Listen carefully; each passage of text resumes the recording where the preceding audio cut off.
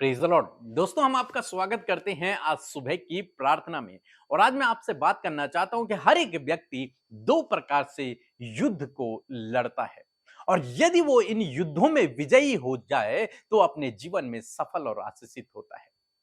हर एक व्यक्ति दो प्रकार से युद्ध को लड़ता है। हम में से हर एक व्यक्ति जो मसीह में है वो युद्ध में शामिल है और उसे उस युद्ध में विजयी होना है। तो युद्ध दो प्रकार से हैं। एक हम आउटसाइड युद्ध लड़ते हैं, मतलब बाहरी रूप से युद्ध लड़ते हैं, उन रुकावटों से, उन बाधाओं से, उन विरोधियों से, उस बीमारी से हम युद्ध लड़ते हैं।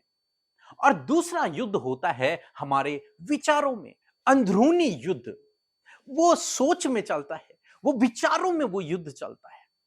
और बहुत से भाई बहन उस विचार वाले युद्ध में हार जाते हैं। और जब वो यहां हारते हैं तो जो वो शारीरिक युद्ध जो लड़ने जा रहे हैं उस युद्ध को भी वो हार जाते हैं। उस युद्ध में भी वो विजयी नहीं हो पाते। जब हम लोग देखते हैं गोलियत इजरायलियों से लड़ने के लिए आया, तो वो जो उन्हें ललकार रहा था, तो जो इजरायली सेना है, बड़े बड़े योद्धा जो इधर हैं, वो पहले ही अपने विचारों में हार गए। उन्होंने सोच लिया, मान लिया कि ये तो बहुत बड़ा है, बहुत ताकतवर है, हम इनके सामने नहीं टिक पाएंगे।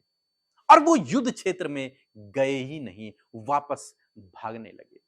वो अपने विचारों में ही हार गए। उन्होंने अपने आप को हारा हुआ स्वीकार कर लिया, अपने आप को हारा हुआ मान लिया, अपने आप को कमजोर मान लिया और पीछे हटने लगे। दूसरी ओर हम एक और व्यक्ति के विषय में पढ़ते हैं जिसका नाम है दाऊद। वो छोटा है लेकिन वो अपने विचारों में जीता हुआ है, विजेता है। कैसे? वो कहता है, तू तलवार और भाला लेकर मेरे पास आ रहा है मुझे मारने के लिए, लेकिन मैं यहोवा के नाम से आ रहा हूं और मैं तुझ तेरा सर धड़ से अलग कर दूंगा। और उसने वैसा ही किया। वो डरा नहीं, वो घबराया नहीं। उसने अपने विचारों में ही युद्ध को जीत लिया। उसने मान लिया कि मैं तुझे हरा डालूंगा। उसने मान लिया कि मैं इसे मार डालूंगा। उसने मान लिया कि परमेश्वर मेरी ओर से है लड़ने वाला। उसने अपने विचारों में ही पहले युद्ध को जीता, उसके बाद उसने युद्ध क्षेत्र में उस युद्ध को जीता। तो सबसे पहले यदि आप अपने जीवन में विजयी होना चाहते हैं तो आपको क्या करना है? आपको अपने विचारों में युद्ध को जीतना है। जो विचार आपको नीचे दबाते हैं, जो विचार आपको हारा हुआ महसूस कराते हैं, जो विचार आपको दूसरों से कम करते हैं, उन विचारों को आपको दूर करना है। और आपको सबसे पहले अपने विचारों में विजयी होना है। सबसे पहले आपको अपने विचारों में विजयी होना है। और कैसे विजयी होना है? मैंने कल भी सिखाया, परसों भी सिखाया कि आपको एंटीवायरस यानी कि परमेश्वर के वचन को इंस्टॉल करना है अपने अंदर। आपको परमेश्वर के वचन पर ध्यान करना है। आपको परमेश्वर के वचन को अपने अंदर बिठाना है। और जब आप परमेश्वर के वचन को बिठाएंगे तो अपने आप वो नकारात्मक सोच दूर हो जाएगी। अपने आप वो सोच दूर हो जाएगी, वो नकारात्मक विचार दूर हो जाएंगे। और जब वो विचार दूर हो जाएंगे तो आप ऑटोमेटिकली विजय होने लगेंगे। तो इसलिए आज सुबह में मैं आपको उत्साहित करूंगा कि आप अपने विचारों में पहले विजयी हों। हम लोग एक वचन को पढ़ेंगे, दूसरा कुरिन्थियों की किताब उसका 10 अध्याय और 4 और 5 पद, जहां पर कुछ इस प्रकार से लिखा है। क्योंकि हमारी लड़ाई के हथियार शारीरिक नहीं, पर गढ़ को ढा देने के लिए परमेश्वर के द्वारा सामर्थी हैं। सो हम कल्पनाओं को और हर एक ऊंची बात को जो परमेश्वर के पहचान के विरोध में उठती है, खंडन करते हैं और हर एक भावना को कैद करके मसीह का आज्ञाकारी बना देते हैं। आमीन। दोस्तों, यहां पर प्रेरित पौलुस कहते हैं कि हमारे हथियार शारीरिक नहीं है। शारीरिक हथियार नहीं है हमारे पास, भाला तलवार नहीं है हमारे पास, लेकिन हमारे पास क्या है? परमेश्वर का वचन है। ये हमारा हथियार है, परमेश्वर का वचन। वो कहते हैं, इसलिए हम क्या करते हैं? हर एक विचार को, हर एक कल्पना को जो मसीह के विरोध में उठती है, उसका हम खंडन करते हैं और उसे मसीह का आज्ञाकारी बना देते हैं। मीन्स कहने का मतलब है, वो पहले अपने विचारों में उस युद्ध को जीतते हैं। युद्ध को अपने विचारों में जीतते हैं। कहते हैं कि मैं हर एक उस कल्पना को, हर एक उस विचार को, हर एक उस नेगेटिव थॉट्स को खंडन कर देते हैं, उसको नकार देते हैं। परमेश्वर के वचन के द्वारा उसका हम खंडन कर देते हैं, उसको हम दूर कर देते हैं, उसको हम मसीह का आज्ञाकारी बना देते हैं।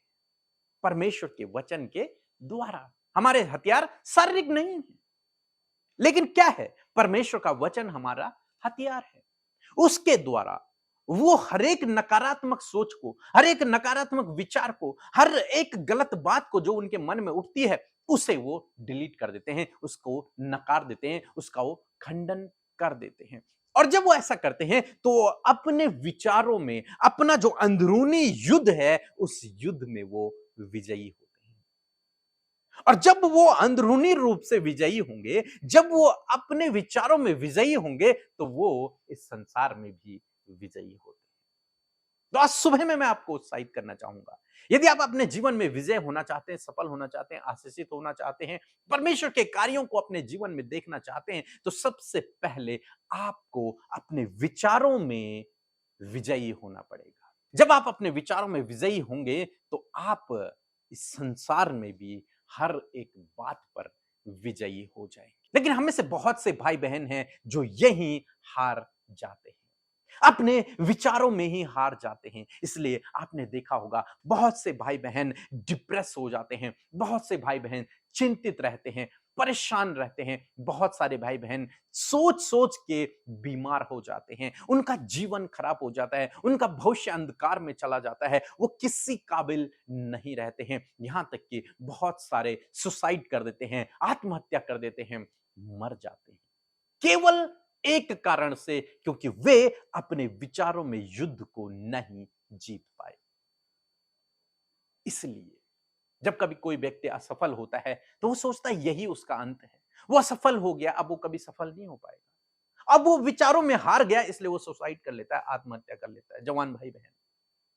लेकिन यदि वो यहां जीत जाएं कि ये अंत नहीं है, मैं फिर से कोशिश करूंगा और सफल होऊंगा, परमेश्वर मुझे आशीष देगा, मुझे बढ़ाएगा, तो वो विजयी हो जाता अपने युद्ध में, इस आत्मिक युद्ध में, या फिर इस विचारों के युद्ध में। और जब वो इसमें विजयी होता, तो वास्तव में 100% विजयी हो जाता।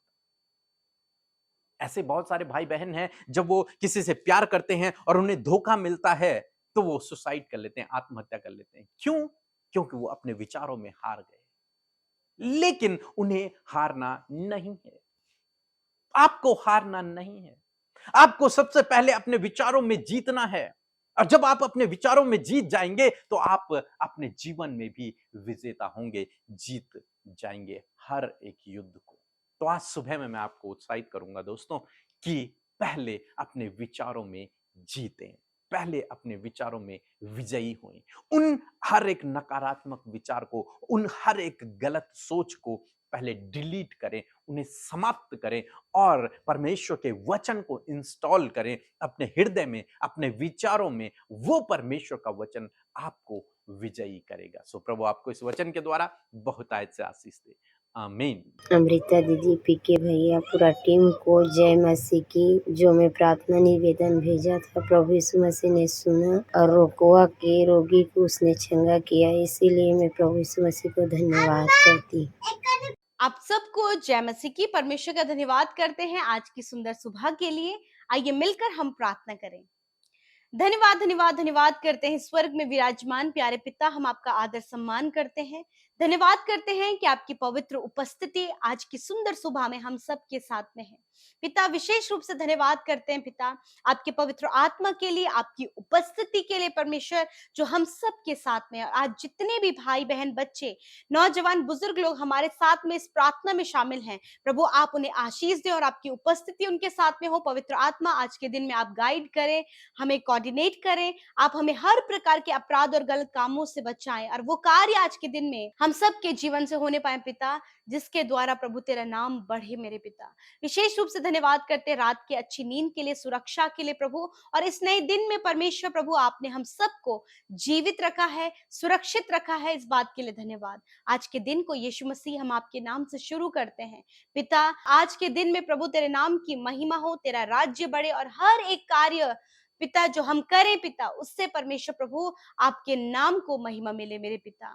धन्यवाद करते हैं आज के सुंदर वचन के लिए, जो इस सुंदर सी सुबह में आपने हम सब से बातचीत किया है। सच में मेरे पिता कि हम सब का युद्ध परमेश्वर पिता प्रभु शारीरिक नहीं पर आत्मिक है परमेश्वर, विचारों में हमारा युद्ध है परमेश्वर पिता। मैं प्रार्थना करती हूँ प्रभु जी, हर एक पिता जो नकारात्मक बातें हैं, नेगेटिव बातें प्रभु, जो आपके लोग प्रभु हर दिन उन नकारात्मक बातों का सामना करते पिता, यीशु मसीह के नाम से हम उन्हें डिलीट करते हैं। और विशेष कर प्रभु मैं प्रार्थना करती हूँ इन भाई बहनों के लिए प्रभु, जो विचारों में एक बहुत बड़ा युद्ध लड़ रहे हैं परमेश्वर पिता। विचारों के द्वारा प्रभु जी एक तीर विचारों का परमेश्वर प्रभु उन पर चलाया जा रहा है प्रभु। मैं दुआ करती हूँ परमेश्वर पिता, हर एक वो जलते हुए तीर परमेश्वर पिता, हर एक वो विचार परमेश्वर प्रभु जो प्रभु जल रहा है परमेश्वर, जिसके कारण प्रभु जी वो नुकसान प्रभु आपके लोग उठा रहे प्रभु, मैं दुआ करती हूँ कि आज आप इनके माइंड वॉर पर, इनके विचारों पर आप इन्हें प्रभु विजयी करें मेरे पिता परमेश्वर प्रभु।